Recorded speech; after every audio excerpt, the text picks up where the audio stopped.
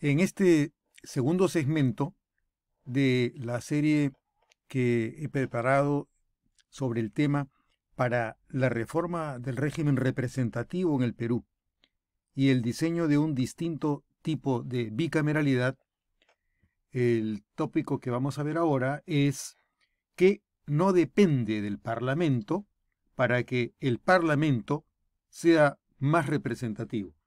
8 aspectos que están más allá de lo que el Parlamento puede hacer para que su funcionamiento sea más eficiente. Hemos señalado que el objetivo de este conjunto de 12 segmentos o tópicos alrededor del tema de la reforma del régimen representativo a partir de un proyecto de bicameralidad distinto a los que se suele diseñar, el objetivo es, en primer lugar, denunciar cómo es que la representación que tenemos nos aliena de ella misma con los errores y con las señales inequívocas de su patético desempeño.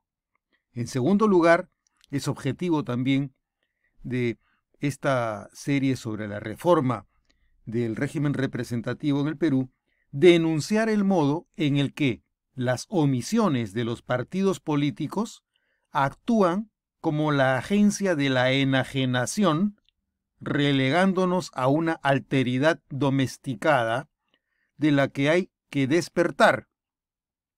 El tercer objetivo es advertir la importancia de reemplazar las distorsiones y el carácter inercial de su funcionamiento. Y en cuarto y último lugar, proponer una forma de poner en valor la naturaleza representativa de nuestro régimen político, de facilitar su posicionamiento en el espacio público, de mostrar nichos y escenarios nuevos e importantes para su renovación y de recuperar para nosotros como comunidad la institucionalidad que recupere y que haga de nuestra convivencia quizá una forma menos insatisfactoria, más genuina y efectiva de organización política. Continuando entonces con esta presentación que nos debe llevar a una propuesta innovadora de bicameralidad para reformar el régimen representativo en el Perú, tenemos algunas preguntas que vienen a la mente en relación con el tema de la democracia y de la representación.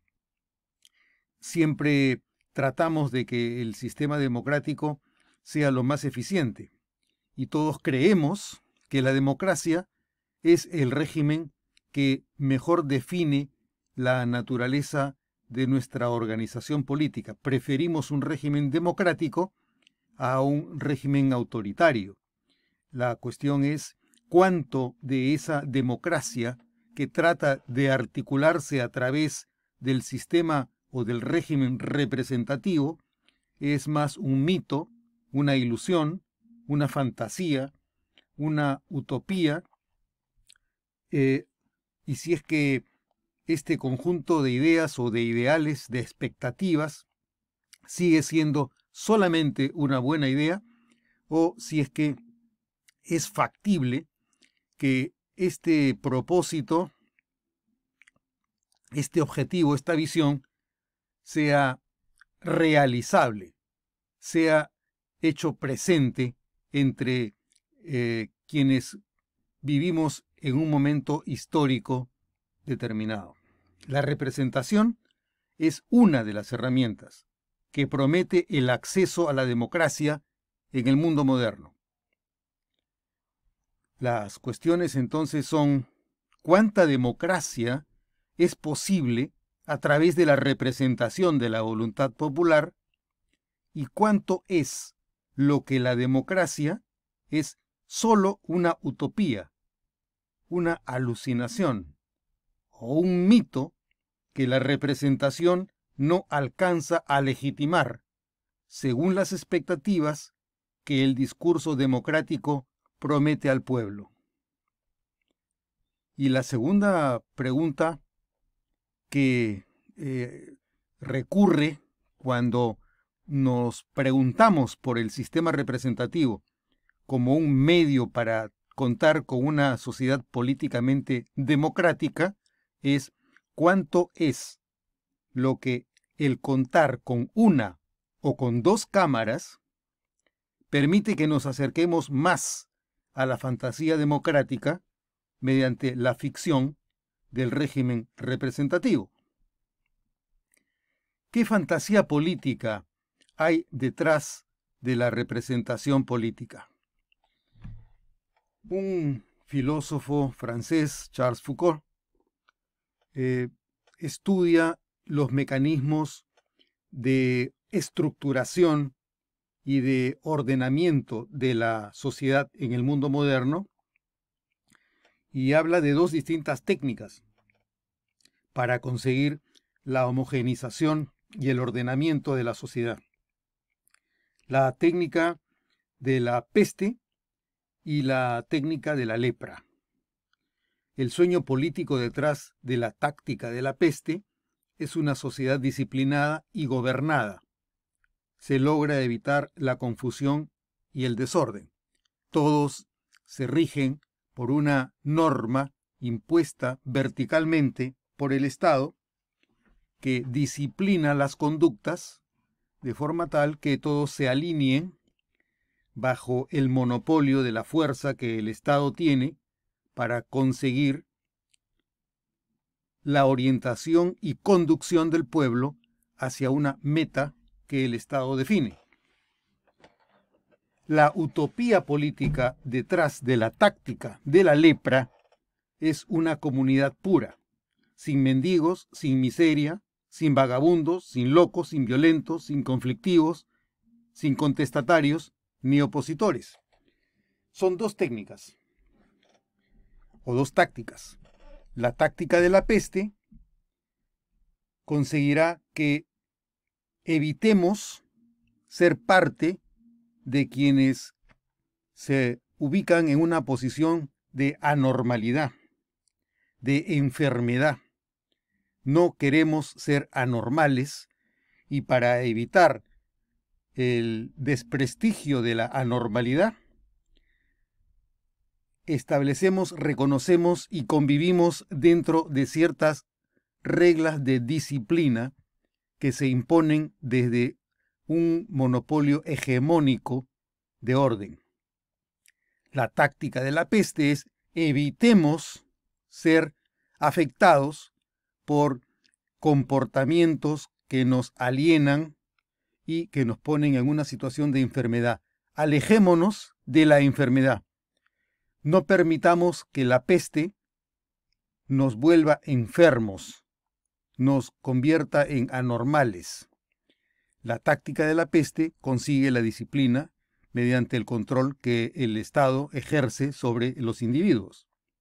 Por otro lado, otra de las tácticas del Estado moderno es la imposición de reglas que permiten alienar de nuestra sociedad lo indeseable. Lo indeseable es contar con una sociedad en la que hayan vagabundos, mendigos, que hayan personas contestatarias, opositoras. Entonces, la lógica de este funcionamiento, para que este Estado funcione, para que la sociedad quede ordenada razonablemente, se pretende la aspiración de la pureza. Queremos una sociedad pura, una sociedad sin corrupción. Entonces, lo que nos enseña la táctica de la lepra es aislemos al leproso, aislemos al vagabundo, aislemos al conflictivo, aislemos al mendigo, aislemos a quienes viven en la miseria, no la veamos para sentirnos mejor. Esa es la táctica de la lepra. La táctica de la peste es evitemos incurrir en formas de anormalidad. Con estas dos tácticas es que se organiza la sociedad democrática porque se considera que hay un pueblo puro, distinto, diferente, que es capaz de convivir bajo un régimen democrático. Excluyamos de la democracia a quienes se ponen en una situación que impide el funcionamiento del régimen representativo y democrático. ¿Cuáles son las incógnitas que deja irresueltas la ciencia de la representación? Estamos ante una fabricación racional de un sujeto, el sujeto democrático, por la tecnología en la sociedad de control, la tecnología del poder, la tecnología que se basa en la táctica de la peste y en la táctica de la lepra. La sociedad de masas es controlada con la tecnología de la disciplina, mediante la vigilancia, la sanción y el registro, y con la tecnología de la exclusión, es decir, la presión para que todos se homogenicen y asemejen. Quienes no se alinean en el propósito de homogenización y de semejanza son excluidos mediante la táctica de la lepra. Las estrategias de disciplina y exclusión se desarrollan como parte de la tecnología del poder.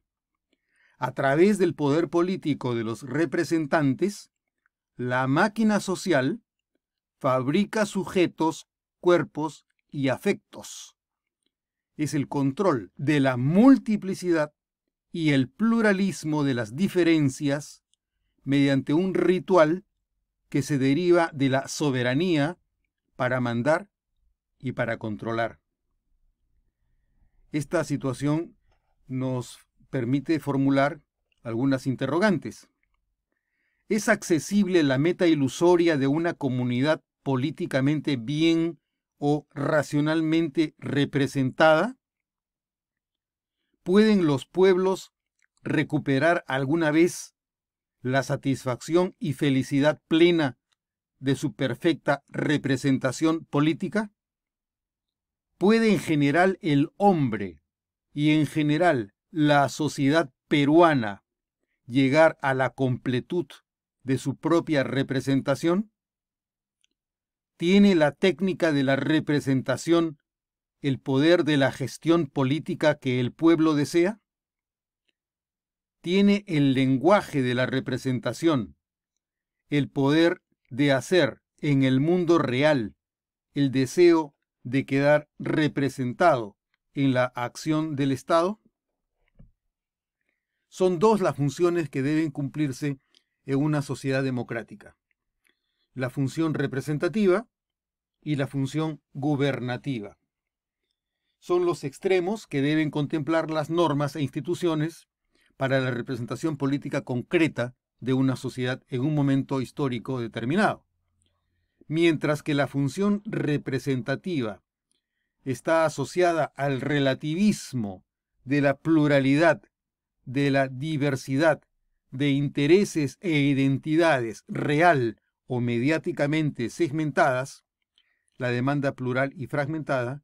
Por otro lado, la función gubernativa tiene como objetivo el proyecto de unidad política con dirección definida por la autoridad legítima hacia metas comunes, y una soberanía de la comunidad y una gestión del bien común. Las funciones, entonces, son, de un lado, la integración de la pluralidad y, por otro lado, la conducción de la pluralidad hacia un proyecto de unidad común basado en el concepto de la soberanía de la comunidad. Frente a estas dos funciones, tenemos varios modelos de dirección, de conducción de la pluralidad hacia una meta común. Tenemos 4 cuadrantes en los que podemos ubicar las diferentes alternativas. Las posibilidades de asociar la función gubernativa con la función representativa las podemos imaginar en 4 diferentes alternativas. Podemos imaginar la primera, cuando hablamos de un estado mínimo, donde, de acuerdo a Zizek, podría utilizarse el modelo de la parapolítica, es decir, la despolitización liberal de la política por el sistema de competencias representativas. Despolitización liberal. Esto quiere decir que debe dejarse que los que se interesan por la vida política se hagan cargo de las funciones de gobierno y de representación, y que el resto de la sociedad puede dejar que quienes se interesen sean quienes se hagan cargo de la función gubernativa y de la función representativa. Ese es el estilo de la parapolítica. Bajo el concepto de el Estado fuerte, por el contrario, nos encontramos con un modelo o con un estilo al que Zizek le llama de la metapolítica. Es la posición socialista donde la política real es materialmente económica y el pueblo es el actor privilegiado. No interesan mucho las ideologías, lo que interesa es el reconocimiento que lo decisivo en una relación política es la posición económica y el rol que cumple el pueblo dentro de la sociedad. Frente a las alternativas del Estado mínimo y del Estado fuerte, con las respuestas correspondientes del modelo de la parapolítica y de la metapolítica, nos encontramos también con dos diferentes tipos de sociedad. Una sociedad débil, en la que el modelo que orienta este tipo de comunidad es el modelo de la pospolítica, que para Zizek se define como un modelo inspirado en una tecnocracia de expertos y asistentes que atienden la demanda de pluralidad de intereses contingentes, particulares o episódicos. Se renuncia a la universalización y articulación ideológica de la demanda particular. La sociedad débil es organizada y conducida por los expertos, los tecnócratas.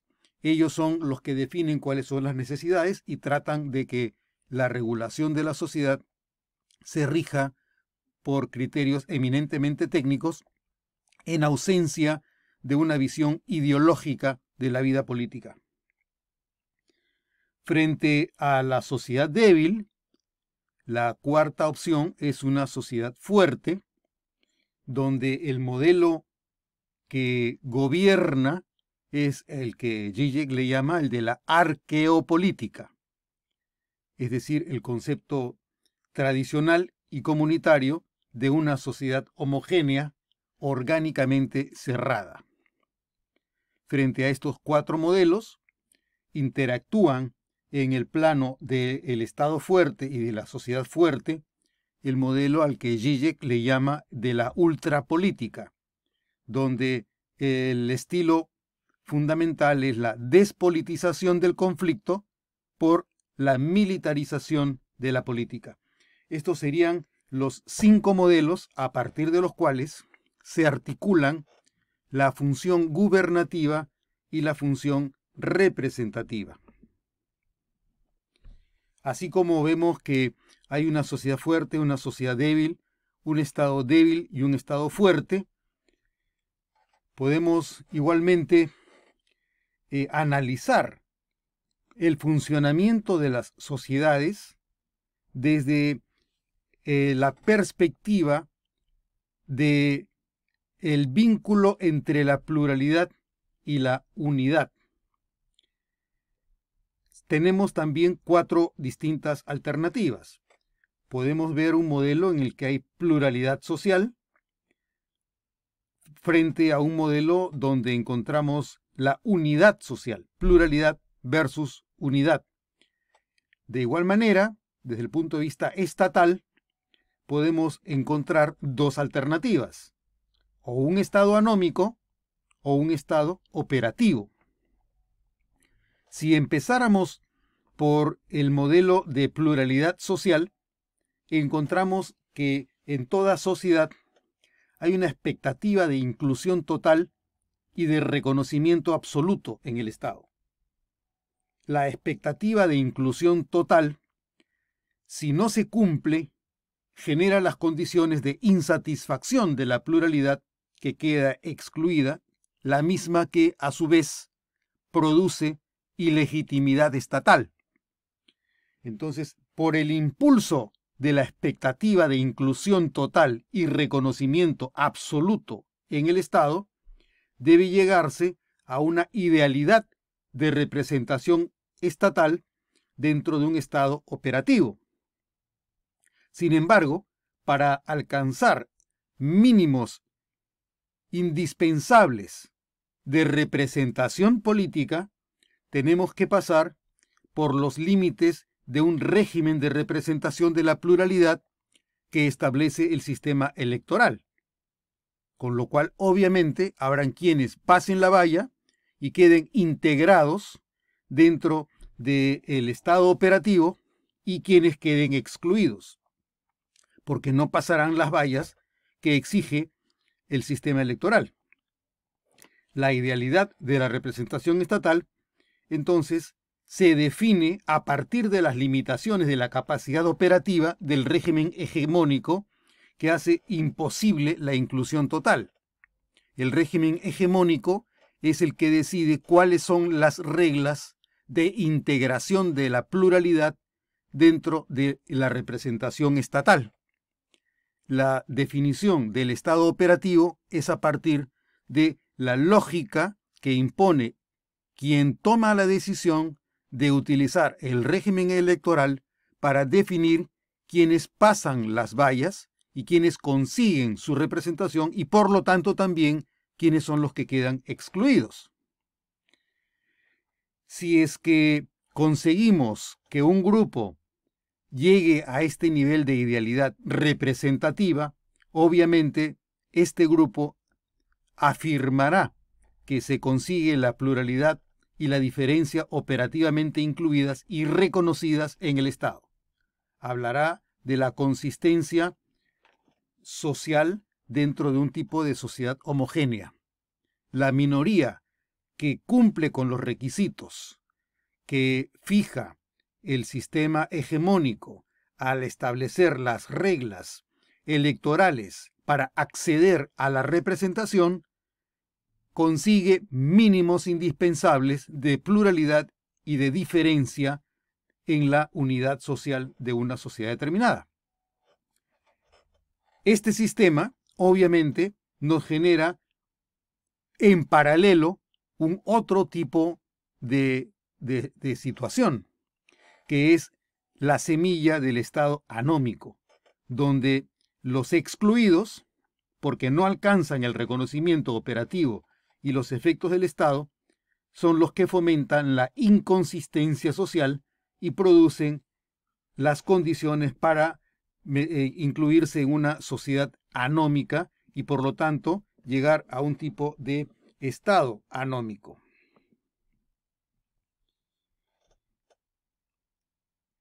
El sistema entonces se basa en expectativas que tratan de alcanzar la idealidad de la representación política. Para que el sistema funcione, se requiere el compromiso de toda la comunidad. Toda la comunidad tiene que reconocer que habrán reglas que llevarán a la conclusión de que habrán incluidos en el sistema representativo y habrán excluidos. Los que quedan excluidos tienen el mandato del compromiso, porque no todos pueden alcanzar la representación debido a la imposibilidad de conseguir la representación dentro de un sistema de representación limitada. En el caso peruano, si los peruanos llegamos a 33, 35 millones de habitantes y aproximadamente 24 millones de electores, es imposible que los 24 millones de electores quedemos representados en un Congreso de solamente 130 representantes. El régimen debe permitir la retroalimentación institucional de la experiencia en la relación parlamento-comunidad. Debe validarse el sistema mediante el reconocimiento de que la representación ideal o absoluta es un imposible. Frente a una situación en la que queremos representación dentro de un sistema democrático, tenemos algunas alternativas para pasar la valla y para quedar integrados de manera que se pueda cumplir al máximo la expectativa de la representación y de esa forma se consiga el respeto y el compromiso de quienes no alcanzan la representación para procurar que eventualmente en un siguiente comicio o sufragio mejoren las posiciones de cada uno de los distintos sectores de la sociedad y se alcance en los mínimos de representación dentro del Estado. Una de las técnicas para alcanzar la representación es el número de cámaras, la unicameralidad o la bicameralidad, y las reglas que definen el acceso a un puesto representativo, sea en un régimen unicameral como en un régimen bicameral, son reglas relativas al tamaño y número de circunscripciones, cuál será la fórmula electoral, el tipo de distrito, cada cuánto tiempo se renovarán las asambleas con representantes, cuál será el costo que le demandará al Estado, el mantenimiento del sistema representativo y cuáles son los índices de representación, es decir, cada cuántos ciudadanos tienen derecho a un representante. Tenemos un modelo, o dos, que podemos verificar, o dos casos, más que modelos, dos casos en los que podemos ver cómo es que funciona el sistema representativo en la práctica. En el proceso electoral del año 2016, por ejemplo, los peruanos registrados a ese entonces éramos 30.814.174 ciudadanos, éramos 22.900.000 electores, los votantes fuimos 18.751.000, los votos válidos 12.194.000 y los escaños 130. Entonces la pregunta del sistema representativo, según las pautas previamente referidas, es ¿cómo meter en una botella para 130 litros los casi 23 millones de litros que quieren entrar? ¿Es posible que entren 23 millones de litros en una botella o en una damajuana para 130 litros? Esa es la pregunta del sistema electoral que llevará finalmente al reconocimiento de las dificultades materiales para alcanzar la representación absoluta. Si la representación absoluta es imposible, se deduce lógicamente que los niveles de insatisfacción estarán en proporción a las dificultades del sistema para integrar la pluralidad absoluta dentro del sistema representativo. En el proceso electoral del año 2016 podemos advertir que, como mencionáramos previamente, tenemos 30 millones de habitantes, 22 millones de electores, 18 millones de votantes y 12 millones de votos válidos, aproximadamente. Los votos válidos nos indican que poco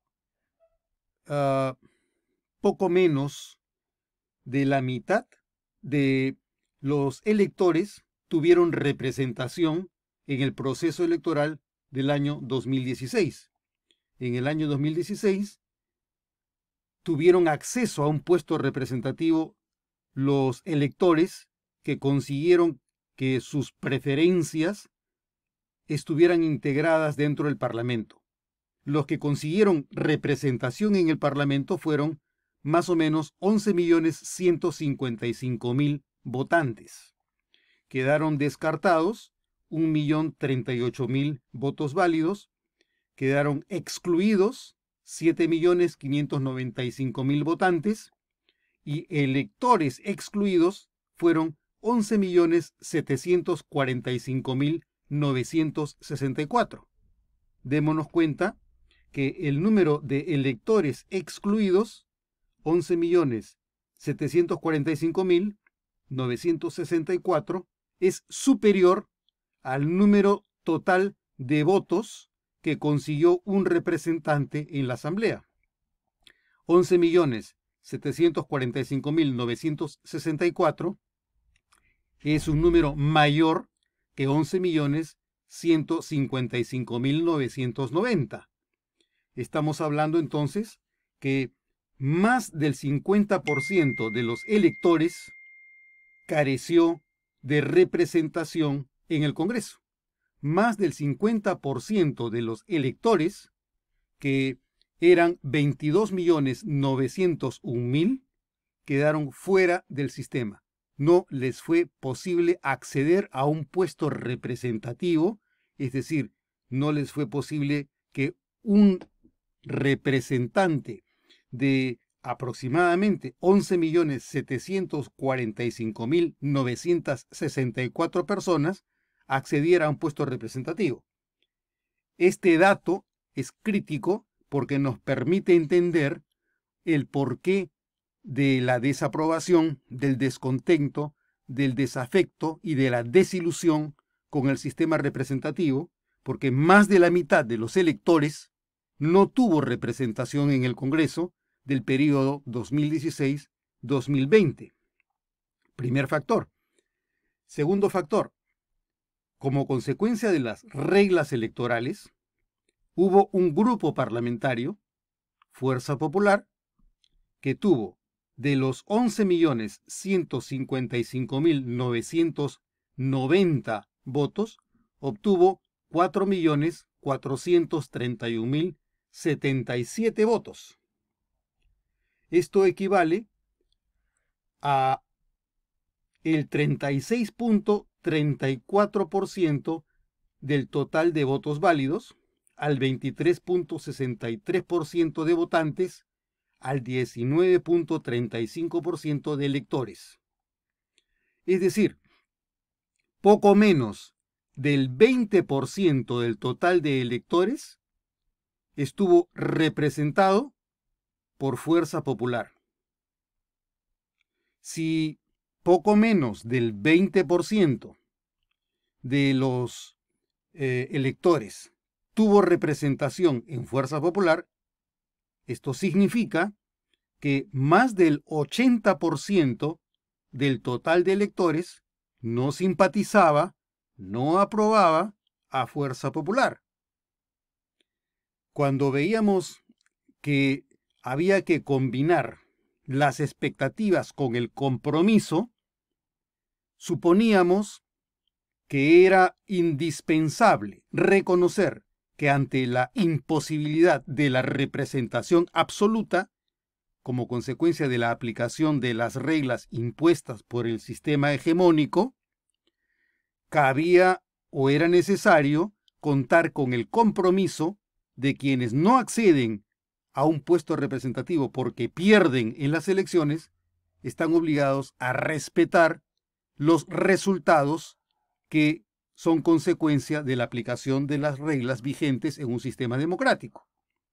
Entonces, si desde el Estado se reconoce que hay un 80% de la población, por lo menos, que no apoya al partido mayoritario en el Parlamento, que obtuvo 73 curules, es decir, el 56% del total de 130 curules, si desde afuera se reconoce que hay 80% que está en contra, o por lo menos que no aprueba al partido que mayoritariamente ganó en el Parlamento, es posible que las encuestas también midan ese descontento y por lo tanto que por lo menos haya un 80% de la población que no esté de acuerdo con la manera en la que procede quien gana las elecciones.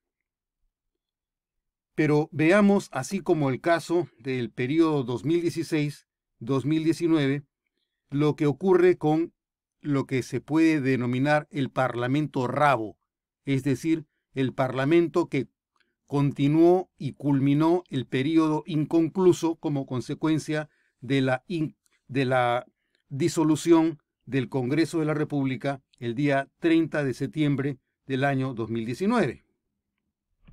En el proceso electoral del año 2020, el número de habitantes era de 30.050.325, el número de electores 24.799.000, el número de votantes 18.369.000, el número de votos válidos 14.798.000 y tenemos la misma incógnita, pero con un supuesto más numeroso.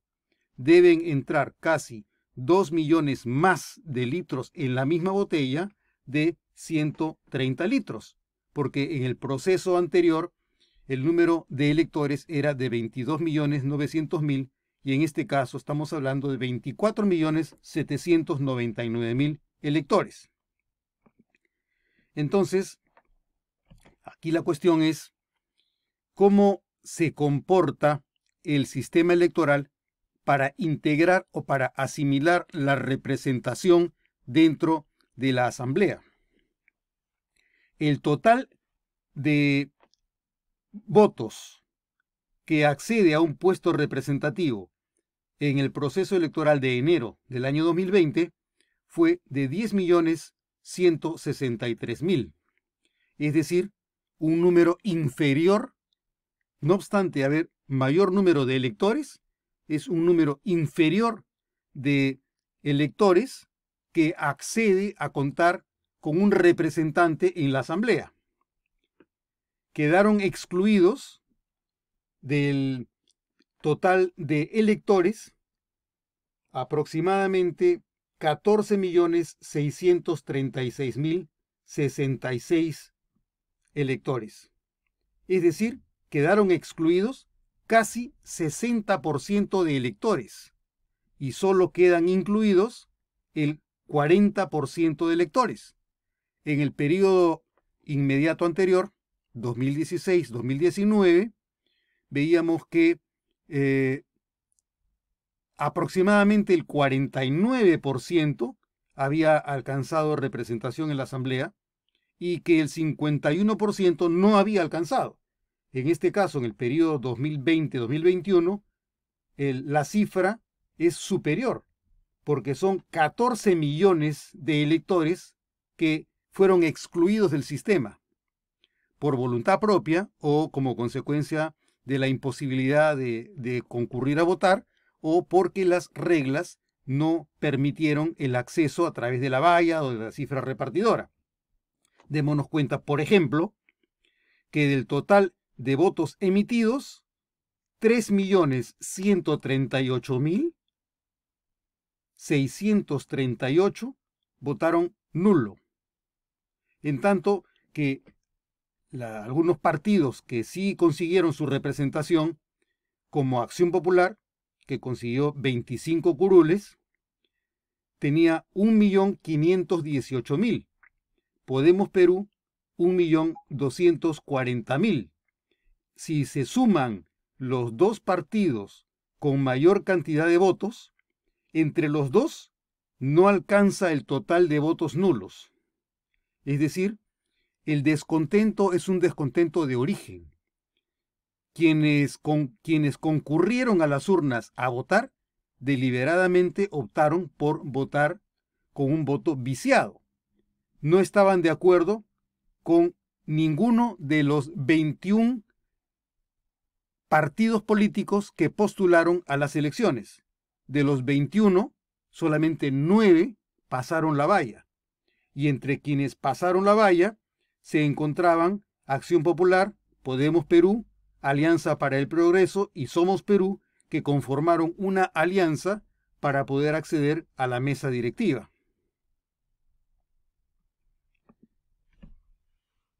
El resultado de la aplicación de las reglas electorales genera además algún otro tipo de sesgos o de desviaciones que es pertinente tener presente. Si solamente se aplicaran las reglas de la representación proporcional con el método D'Hondt a nivel nacional, a Acción Popular le habrían correspondido solamente 19 escaños, a Podemos Perú 16, a Alianza para el Progreso 15, a Somos Perú 11. Sin embargo, como las reglas electorales prevén el uso de la cifra repartidora en cada una de las circunscripciones, luego de aplicada la valla electoral, y no a nivel nacional, debido a la mayor presencia que tenía Acción Popular en la mayoría de las circunscripciones electorales, en lugar de tener solamente 19 congresistas, Acción Popular accedió a 25 puestos. Es decir, tuvo una diferencia a su favor de 8,97% más escaños que los que le habrían correspondido si las reglas no fueran de representación proporcional a nivel nacional, sino a nivel local o distrital. De la misma forma que Acción Popular tiene una ganancia de 8,97% al conseguir 25 escaños en vez de los 19 que le habrían correspondido si la representación proporcional se aplicara a nivel del Distrito Nacional, también ocurrió que el Partido Morado, si se aplicara las reglas de la representación proporcional solamente a nivel de la nación, le habrían correspondido 14 escaños, sin embargo, le correspondieron 9, porque ganó más en los distritos más grandes como Lima, antes que en la mayoría de distritos pequeños, en los que sí había mayor presencia de otros partidos. Entonces, el Partido Morado tuvo una diferencia de 6,92% de escaños alcanzados de menos. Pero estos datos relativos a el acceso a puestos representativos debe cruzarse con la información de que disponemos en relación con la aprobación del Congreso. Los índices de aprobación del Congreso nos muestran cuánto es lo que la población está satisfecha con las expectativas que quiere alcanzar y que alcanza o que no alcanza. En el cuadro que preparó Ipsos Apoyo para el periodo de los años 1993 al año 2019, se apreciaba que en promedio, en todo este periodo, desde el 93 hasta el 19, el promedio de aprobación del Congreso era del 24%. Con los picos más altos, en el año 1993, con 45%, el año 1995, 48%. Luego hay un descenso que se va morigerando el año 2001 con 36%, el año 2006 con el 30%, el año 2011 con el 27% y paradójicamente sube más allá de los límites del periodo 2006 al 2011 y 2011 al 2016, sube al 33% de aprobación con el periodo 2016-2019, donde paradójicamente el presidente de la República, utilizando el conocimiento que tenía de que Fuerza Popular contaba solamente con el 19,35% de los votos del total de electores, había más de un 80% de la población que podía estar en contra. Entonces, resultaba más fácil incentivar el descontento de ese 80% que favorecer el incremento del favoritismo por Fuerza Popular.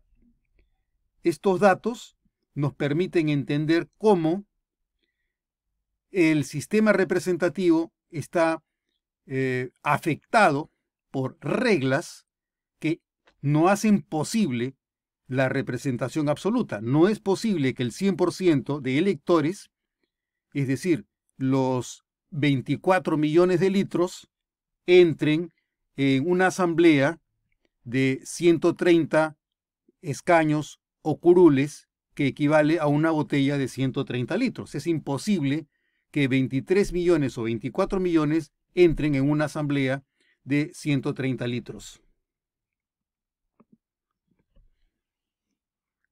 Estas son las condiciones que afectan las dificultades de acceso al sistema representativo y por lo tanto que minan desde el origen las posibilidades de una mejor representación. La representación absoluta es imposible.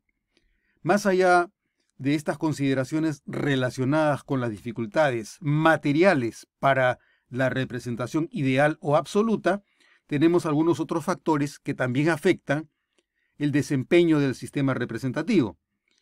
Pasamos a partir de los años 80, de los años 90, con la caída del Imperio Soviético, la caída del Muro de Berlín, el desarrollo de las tecnologías de la información, de la sociedad informacional y de lo que también se llama la etapa electronal en la historia moderna.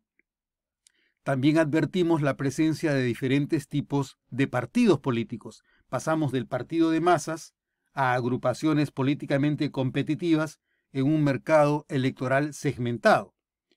La organización y funcionamiento para atender la demanda del mercado electoral se basa en identidades colectivas. La técnica de los partidos políticos es cómo llegar a segmentos determinados desde el punto de vista temático. Ya no hay una relación ideologizada entre el capital o el trabajo, entre la democracia o el comunismo, entre la economía de mercado o un sistema intervencionista con un Estado muy fuerte. Por otro lado, se identifican tendencias políticamente rentables de opinión electoral que representar con criterio pragmático. Por ejemplo, el electorado que no se divide ya con criterios eminentemente ideológicos es un electorado que se basa en preferencias por algunas tendencias de opinión.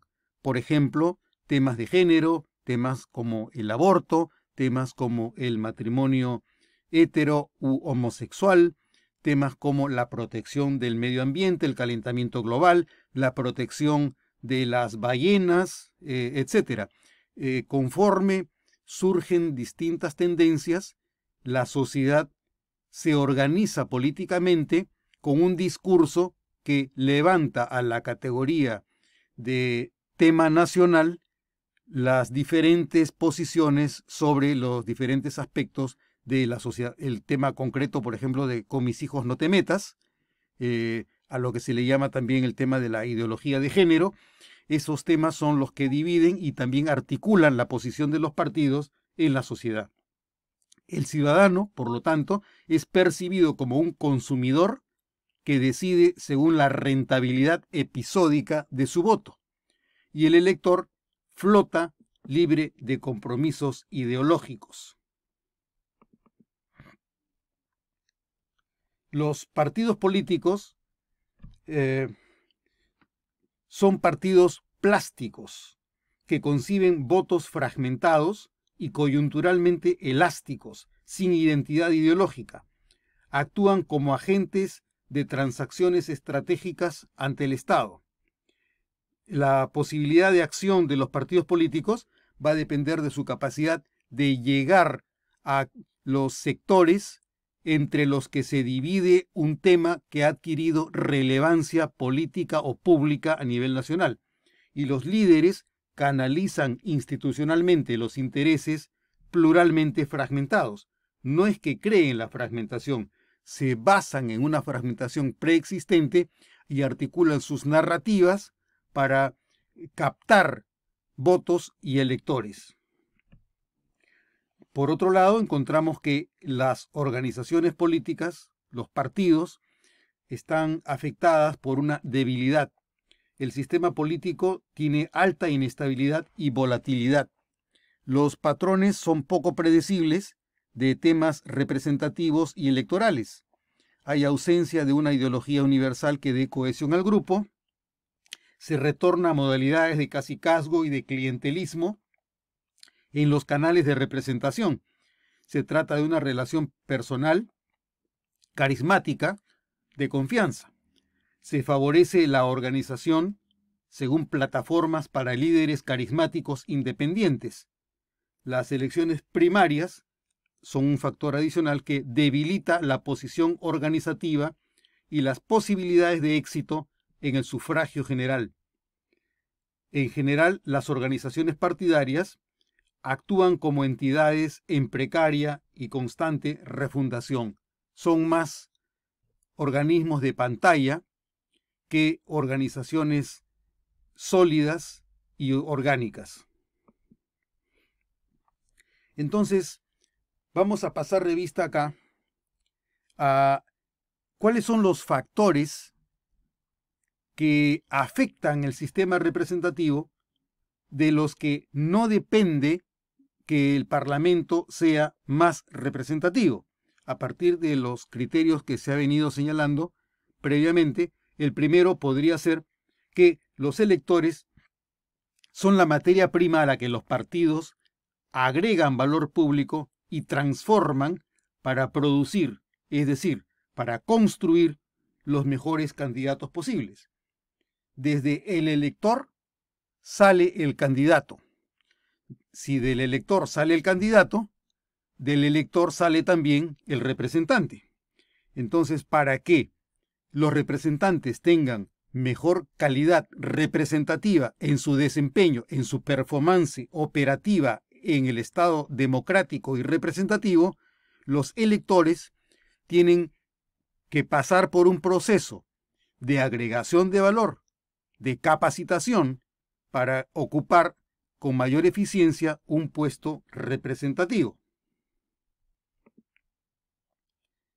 El segundo factor es que los ciudadanos que pertenecen a los partidos son mejores electores cuanto mejor conozcan las consecuencias del uso de las reglas electorales y el efecto que ellas tienen sobre las relaciones estatales.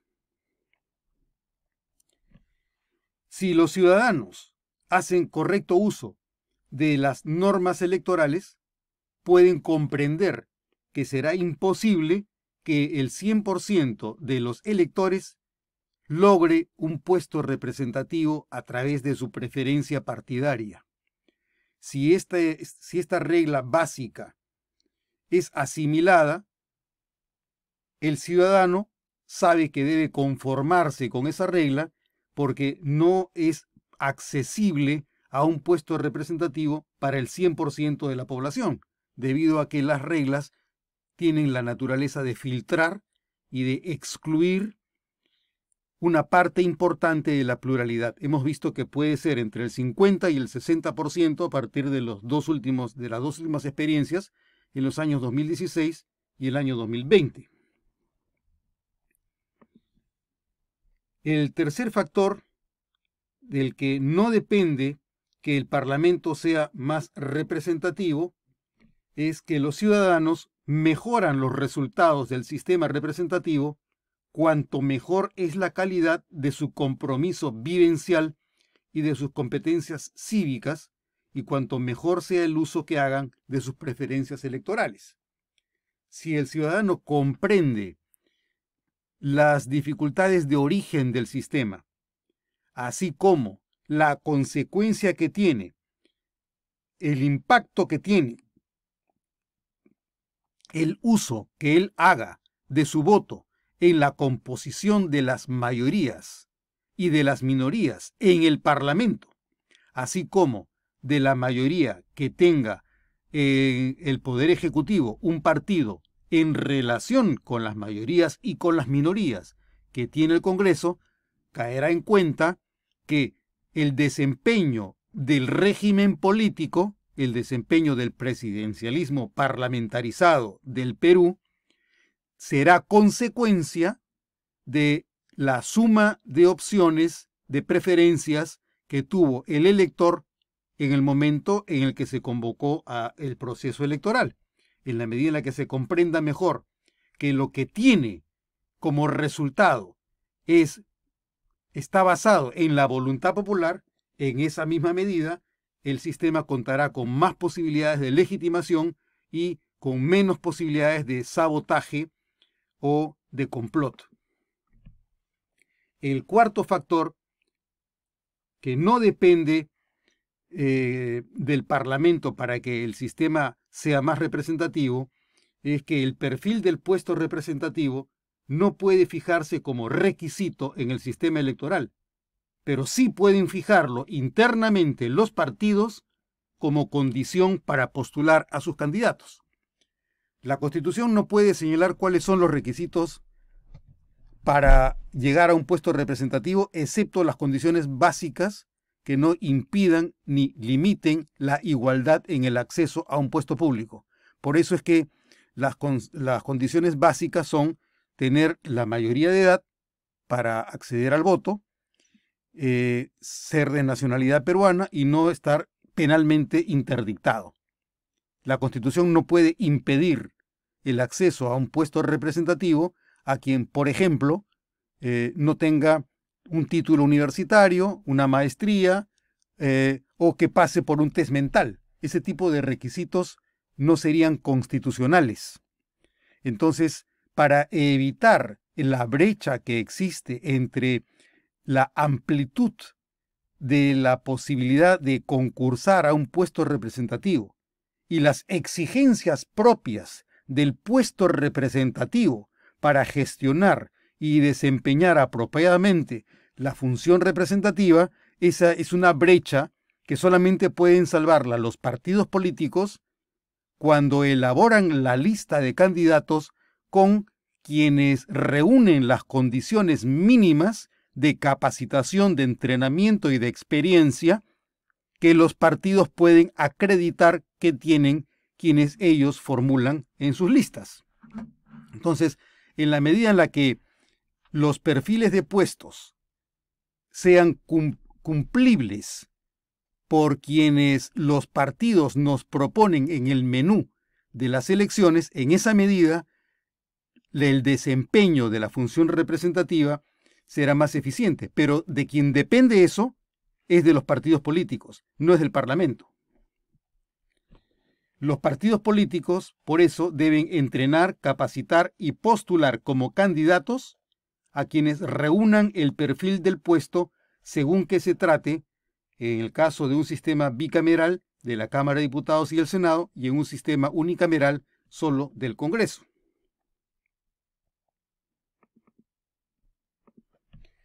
El siguiente aspecto que no depende del Parlamento para que el sistema representativo sea más representativo es que los partidos acreditan, certifican, garantizan y se responsabilizan de que sus candidatos están constitucional, legal y moralmente aptos para desempeñar efectivamente la función representativa.